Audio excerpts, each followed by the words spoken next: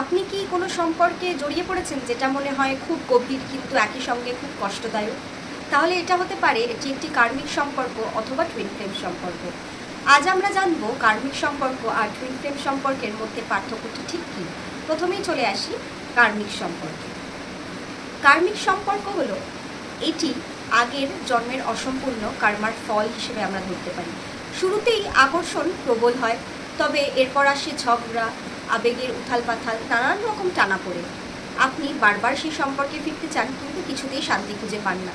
এই সম্পর্ক আসে শেখানোর জন্য আপনার জীবনের ভুল প্যাটার্ন ভাঙতে।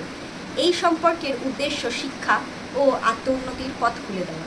নেক্সট চলে আসবো টুইন ফ্লেম সম্পর্কে। এটি একই আত্মার দুটি ভাগ। প্রথম দেখাতেই মনে হয় যেন বহু জন্মের চেনা, একে অপরের আয়না স্বরূপ। সম্পর্কের মধ্যে অনেক গভীর আবেগ, তবে মাঝে মধ্যে দূরত্ব বা রানার অ্যান্ড চেজারের ধাপ আসতে পারে। এই সম্পর্কের উদ্দেশ্য আত্মিক জাগরণ ও সম্মিলিত মিশনের পথ তৈরি করা। আপনার জীবনে এমন সম্পর্ক আছে কি, কার্মিক নাকি টুইন ফ্লেম? কমেন্টে জানাতে ভুলবেন না এবং এই ভিডিওটি শেয়ার করুন আপনার বন্ধুদের সঙ্গে। হয়তো তারাও খুঁজছেন এই প্রশ্নের উত্তর।